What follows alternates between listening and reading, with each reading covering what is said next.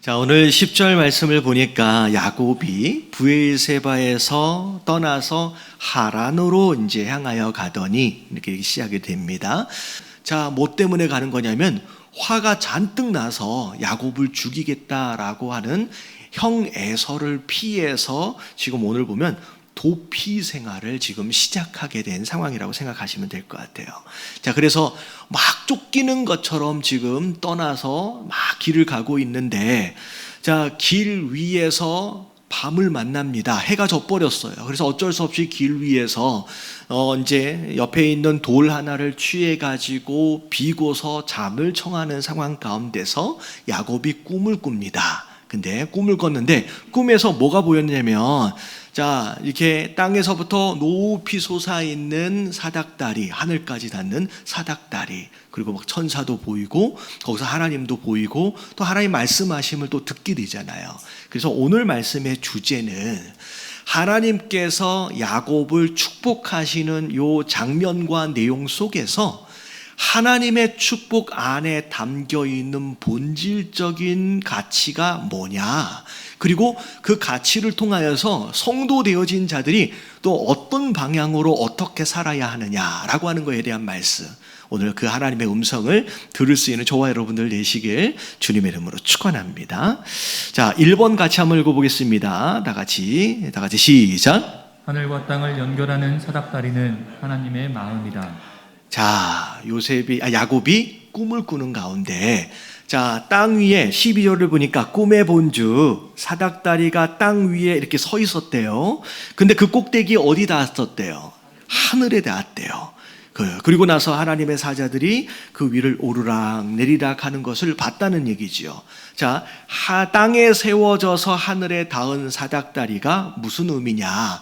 그러면 이걸 정확하게 다시 표현을 하면, 자, 이 사닥다리는 하늘과 땅을 뭐하고 있는 상태가 되어 있는 거예요? 연결하고 있는 상태가 되어 있는 거죠. 다시 말하면 야곱이 본 건 그저 땅에서 높이 솟아서 하늘에 닿을 만큼 높은 사다리를 본 게 아니라 하늘과 땅을 연결하는 사닥다리를 본 거예요. 무슨 의미인지 아시겠죠? 여러분, 이게 굉장히 중요한 상징적인 의미를 갖습니다. 이게 왜 중요하냐? 자, 우리 인생서부터 좀 설명을 드릴게요. 여러분, 우리 인생은 죄 가운데서 태어나서 죄 가운데서 살아갑니다. 또 죄를 짓고 살아가요. 우리는 그래서 죄인이라고 부르는 거예요. 근데 중요한 건 뭐냐면, 다들 그렇게 죄를 짓고 살아가다 보니 그냥 그런가 보다라고 생각하는 경향이 있는데, 사실 성경의 내용들을 보면 여러분, 죄는 굉장히 무서운 겁니다. 어쩔 수 없는 거지요 라고 얘기할 수 있는 게 아니라, 여러분, 죄는 굉장히 무서운 거예요. 왜냐하면 죄로 인하여 결국은 결과가 우리에게 무엇이 주어졌냐면 사망이 주어졌대요. 다시 말하면 우리에게 허락되어진 죽음과 사망은 무엇 때문이다? 죄 때문이다 라고 성경이 이야기하는 거예요. 그럼 굉장히 무서운 겁니다. 근데 죄로 인하여 우리에게 허락되어진 이 죽음이라는 게 무슨 뜻이냐? 죽음의 원어적인 의미는 무엇인가가 무엇인가로부터 분리되어졌다라는 뜻이 죽음의 뜻이래요. 자, 무슨 뜻이라고요? 분리되어졌다는 게 죽음의 뜻이래요. 그래서 죽음에는 두 가지 죽음이 있어요. 첫 번째는 육체적인 죽음, 두 번째는 영적인 죽음. 그래서 육체적인 죽음은, 자, 영혼과 육체가 어떻게 되는 거예요? 분리되어지는 거. 여러분, 이게 육체적 죽음이에요. 자, 다 아시죠? 근데 영적인 죽음이 뭐냐? 자, 영적인 죽음은 하나님과 우리가 분리되어지는 것이 영적인 죽음입니다. 자, 무엇 때문에? 죄 때문에. 그래서 이사야서 59장 2절 말씀 같이 한번 읽어볼게요. 다 같이 시작. 오직 너희 죄악이 너희와 너희 하나님 사이를 갈라놓았고 너희 죄가 그의 얼굴을 가리어서 너희에게서 듣지 않으시게 함이니라. 우리와 하나님 사이를 갈라놓은 것이 뭐라고 분명히 나와 있냐면 우리의 죄 때문이래요. 우리의 죄 때문에 하나님과 우리가 갈라졌다. 그래서 우리가 아무리 얘기해도 들을 수가 없는 상태가 되었다. 여러분, 갈라졌다는 얘기는 하나님과 우리와의 관계가 끊어졌다는 얘기고, 관계가 끊어졌다는 얘기는 하나님과 우리가 더 이상 상관이 없는 자가 되어버렸다는 거예요. 여러분 깨달아지시길 주님의 이름으로 축원합니다. 근데 그러면 이 말씀이 더 의미가 있는 이유가 뭐냐면 이 앞절이 중요해요. 이사야서 59장 1절 말씀을 보면, 자 같이 읽어볼게요. 시작. 여호와의 손이 짧아 구원하지 못하심도 아니요 귀가 둔하여 듣지 못하심도 아니라.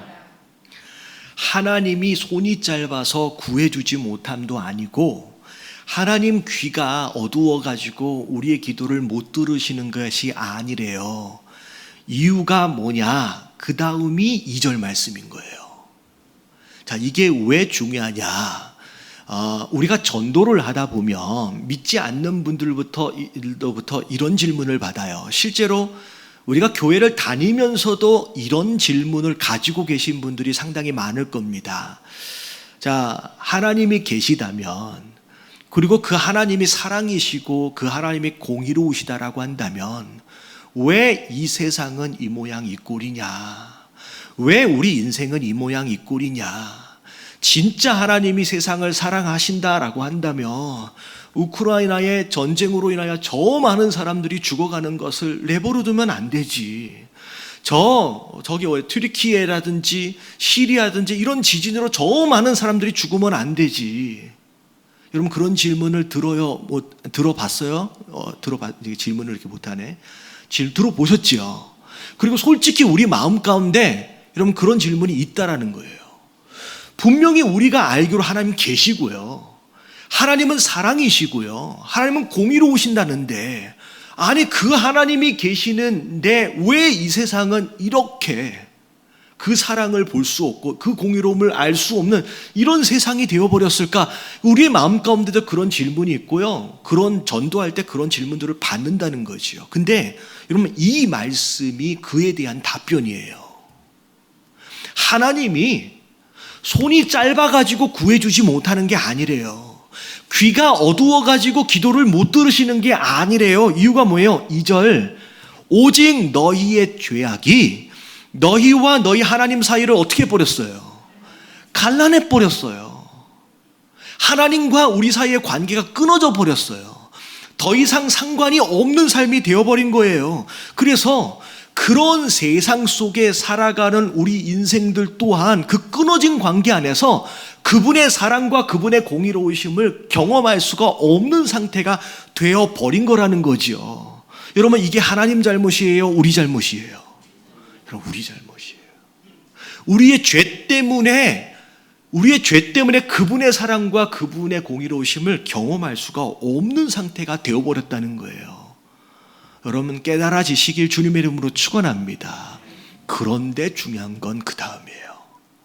그렇게 끊어져 버린 상태로, 그래서 그 사랑도 경험하지 못하고 그 공의로우심도 경험하지 못하도록 우리 인생들을 하나님께서 방치해 두신 것이 아니라 어떻게 해서든 끊어진 그 관계를 다시 회복하시고 연결하심으로 말미암아 다시 그분의 사랑과 그 공의로우심을 우리가 경험할 수 있도록의 방법을 하나님께서 준비하셨다는 거예요. 그 방법이 누구예요? 여러분 그게 예수 그리스도예요. 그래서 요한복음 3장 16절 같이 한번 읽어봅니다. 다 같이 시작. 하나님이 세상을 이처럼 사랑하사 독생자를 주셨으니 이는 그를 믿는 자마다 멸망하지 않고 영생을 얻게 하려 하심이라. 하나님이 세상을 사랑하셨대요. 다시 말하면 포기하지 않으셨어요. 끊어져 버린 상태로 내버려 두시지 않으셨어요. 그래서 우리에게 독생자를 보내주셨습니다. 예수 그리스도를. 그래서 그분이 이 죄에 대한 대가, 그 죽음을 대신 치르도록 다 하신 거예요. 자, 그러면 이제 우리는 뭐 하면 돼요? 믿기만 하면 되는 줄로 믿습니다. 그분을 믿기만 하면요, 뭐라고 나와 있냐면 멸망하지 않고 영생을 얻게 하려 하심이니라. 여러분 영생이란 건 죽음의 반대말이에요. 다시 말하면 갈라져 버림의 반대말이 영생이에요. 갈라지는 것을 뭐 하시겠다는 얘기는, 영생을 주신다는 얘기는 뭐냐면 갈라진 그 관계를, 끊어져 버린 그 관계를 회복시켜 주시겠다라고 하나님께서 예수님을 통하여 말씀하시는 거예요. 여러분 믿으시길 주님의 이름으로 축원합니다. 그래서 요한복음 5장 24절 또 읽어볼게요. 시작. 내가 진실로 진실로 너희에게 이르노니 내 말을 듣고 또 나 보내신 이를 믿는 자는 영생을 얻었고 심판에 이르지 아니하나니 사망에서 생명으로 옮겼느니라. 사망에서 생명으로, 갈라진 상태에서 연결된 상태로 옮기시기 위해서 예수님을 준비하셨어요. 여러분 이게 하나님의 사랑인 줄로 믿습니다. 근데 자 2번 다 같이 한번 읽어볼게요. 그 다음 말씀 다 같이 시작. 하나님의 축복 속에는 사명이 담겨 있다. 자 이게 무슨 의미냐, 끊어진 관계를 회복하시기 위한 하나님의 의지가 야곱이 꾼 꿈, 그 사닥다리의 꿈을 통하여서도 볼 수 있지만 그 꿈만이 아니라 하나님께서 야곱에게 축복하신 메시지 안에도 그 하나님의 의지가 담겨 있다는 얘기예요. 자, 13절서부터를 보면, 자, 사닥다리 맨 위에 하늘에 있는 하나님께서 야곱에게 축복을 하십니다. 자, 사실은 야곱은 아버지 이삭으로부터 먼저 축복을 받았지요. 근데 오늘 이 꿈에서는 하나님이 이삭을 통하여, 이삭의 입을 통하여서가 아니라 직접 야곱에게 축복하시는 내용이에요. 자, 이를 보면, 자, 나는 여호와니 너의 조부 아브라함의 하나님이요 이삭의 하나님이라. 네가 누워있는 땅을 내가 너와 내 자손에게 줄 것이다. 14절 읽어볼게요. 시작. 내 자손이 땅에 티끌같이 되어 내가 서쪽과 동쪽과 북쪽과 남쪽으로 퍼져나갈지며 땅의 모든 족속이 너와 내 자손으로 말미암아 복을 받으리라. 자, 하나님께서 야곱을 직접 축복하시는데 이 야곱의 집안에 대한, 자녀들에 대한 축복을 하십니다. 근데 그 축복을 하시고 나서 맨 끝을 보면, 자, 뭐에 대한 축복이냐면 땅의 모든 족속이 너와 내 자손으로 말미암아 뭘 받아야 된대요? 복을 받아야 한대요. 다시 말하면 지금 야곱을 축복하시고는 있지만 하나님의 마음 안에는 뭐가 있는 거예요? 지금 야곱과 더불어 축복을 함께 받아야 하는 땅의 모든 족속이 있는 거예요. 이 세상이 그분 마음에 있는 거예요. 여러분 이게 하나님의 마음이에요. 사실 이 말씀은, 이 축복에 대한 말씀은 야곱에게만 허락하신 게 아니에요. 창세기 12장에 보면 야곱의 할아버지였던 아브라함을 처음 만나셨을 때 거의 똑같은 메시지로 땅의 모든 족속이 너로 말미암아 뭘 받아야 된대요? 복을 받아야 해. 이러면 아브라함에게 축복하시면서 이 말씀을 하시는 거예요. 근데 아브라함에게 한 번만 말씀하신 게 아니에요. 아브라함이 이삭을 바치는 시험에 통과하고 난 뒤에 다시 한번 아브라함에게 말씀하시는 내용이 창세기 22장 17절부터 18절까지 나오는데 18절만 읽어봅니다. 시작. 또 내 씨로 말미암아 천하 만민이 복을 받으리니 이는 내가 나의 말을 준행하였음이니라 하셨다 아니라. 너희만 축복을 받는 게 아니라 나는 천하 만민이 다 복을 받았으면 좋겠어 라고 하는 이 얘기를 아브라함엔 2번이나 말씀하세요. 그리고 아브라함에게만 말씀하신 게 아니라 아브라함의 아들이었던 이삭에게도 말씀하시는데, 이삭에게 말씀하시는 내용을 보면 창세기 26장 4절 다 같이 시작. 내 자손을 하늘의 별과 같이 번성하게 하며 이 모든 땅을 내 자손에게 주리니 내 자손으로 말미암아 천하 만민이 복을 받으리라. 자, 누가 복을 받아야 된대요? 천하 만민이 복을 받아야 돼. 다시 말하면 하나님께서 아브람도 마찬가지고 그의 아들 이삭도 마찬가지고 그의 아들 오늘 야곱까지 축복을 하실 때 그 축복 안에 단 한 번도 빼놓으신 적이 없는 메시지가 뭐냐면 너만 복을 받으면 안 돼. 너를 통하여 복을 받아야 할 세상이 있어. 그것에 대하여 잊지 말아라고 반복적으로 말씀하고 계시는 거예요. 다시 말하면 하나님께서 우리에게 주시는 축복은, 여러분 그 축복 안에는 뭐가 담겨 있다? 사명이 담겨 있는 거예요. 그래서 성도 되어진 자들은, 교회 되어진 자들은 반드시 세상이 우리가 받은 복을 함께 누릴 수 있도록을 위해서 그들로 하여금 누굴 만나게 해야 돼요? 예수님을 만나게 해야 돼요. 그래서 우리가 전도해야 되고, 여러분, 우리가 선교해야 되는 줄로 믿습니다. 자, 마지막 세 번째 같이 한번 읽어볼게요. 다 같이 시작. 하나님께서 나의 하나님 되심이 가장 먼저이고 가장 중요하다. 자, 사닥다리 꿈을 꾼 야곱이 잠에서 깨어났어요. 16절을 보니까 와, 여기가 과연 여기 하나님께서 여기에 계셨구나, 내가 알지 못했구나 라고 얘기를 합니다. 두려워하는 마음 가운데, 자, 이것은 다름이 아닌 하나님의 집이고 하늘의 문이구나 라고 얘기하면서 비고 잤던 돌멩이를 기준으로 돌을 쌓아요. 그리고 기둥을 만듭니다. 그리고 나서 그때부터 그 지역 이름을 뭐라고 불렀어요? 베델이라고 짓습니다. 원래 옛날 이름은 루스였어요. 근데 그 지역이 베델이라고 하는 이름으로 바뀌게 되는데, 벳엘은 무슨 뜻이냐? 벳이 집이란 뜻이고 엘이 하나님이란 뜻이에요. 여기가 하나님의 집이야 라고 야곱이 이제 지칭하면서 이때부터 여기가 베델이 됩니다.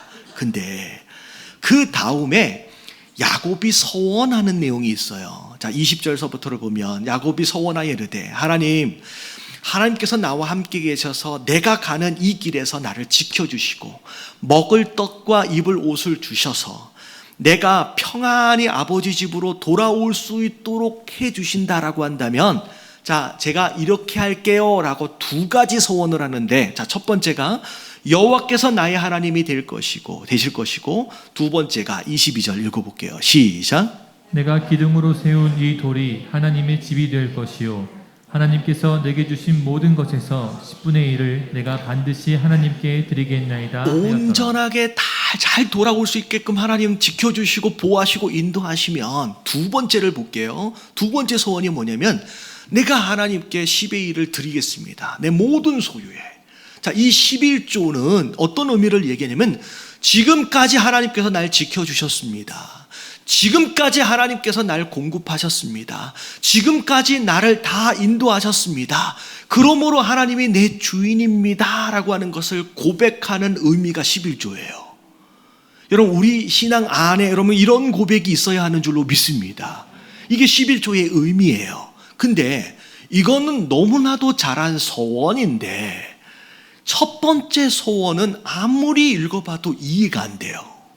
자, 21절에 다시 보면, 내가 평안히 아버지 집으로 돌아가게 하시오면 아버지께서 나의 하나님이 되실 것입니다. 나를 잘 도와주시면 그때 내가 하나님을 내 하나님으로 인정해 드릴게요 라고 하는 표현처럼 들리잖아요. 여러분 잘 들으세요. 여러분, 하나님은 우리가 필요하신 분이 아니에요. 하나님은 우리가 믿어드려야 된다. 어떤 그런 영광이나 찬양이나 예배나 라고 하는 것이 그분 입장에서는 막 필요하신 게 아니에요. 여러분, 우리가 하나님의 도움이 필요한 줄로 믿습니다. 여러분, 우리가 하나님의 구원이 필요하고요, 우리가 하나님의 축복이 필요한 거예요. 여러분, 우리 입장에서는 하나님 앞에서 배짱 부릴 상황이 아닌 거예요. 이해되시죠? 자, 하나님이 어떤 사람에게 축복해 주시는지를 보면 마태복음 5장 3절 읽어볼게요. 시작. 심령이 가난한 자는 복이 있나니 천국이 그들의 것이며. 여러분, 심령이 가난하다는 얘기는 겸손하다는 얘기예요. 하나님 나 도와주시지 않으면 난 살 수 없습니다. 하나님 나 붙들어 주시지 않으면 난 넘어질 수밖에 없습니다. 하나님, 이런 가난한 마음, 이 가난한 마음을 가진 자에게 하나님 뭘 주신대요? 천국. 여러분, 천국은 하나님의 다스림이에요. 그분께서 우리의 삶을 다스려 주시기 시작한대요. 그리고 마태복음 5장 6절 말씀 같이 읽어봅니다. 시작. 의에 줄이고 목마른 자는 복이 있나니 그들이 배부를 것이며. 자, 의는 하나님의 뜻이에요. 그 하나님의 뜻에 대하여 줄이고 목마른 자.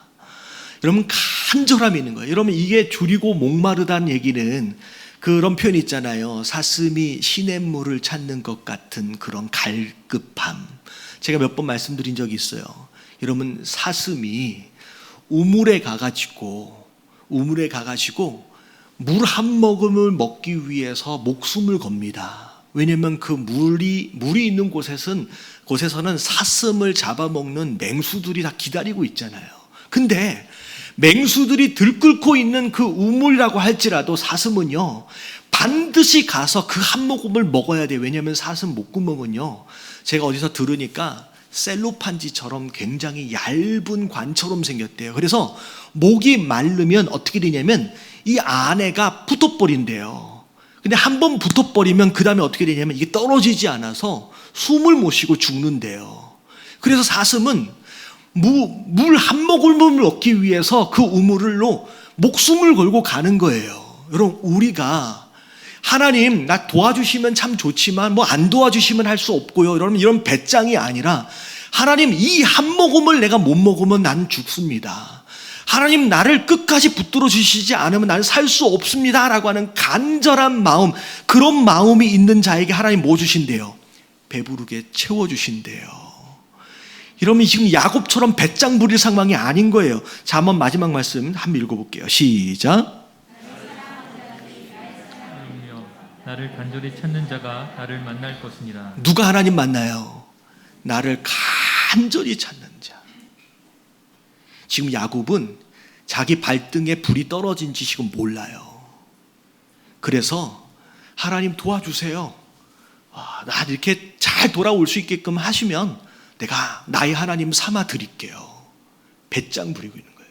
근데 야곱은 모릅니다. 앞으로 20년 동안 외삼촌 집에서 얼마나 고생하게 될지에 대해서 지금 몰라요.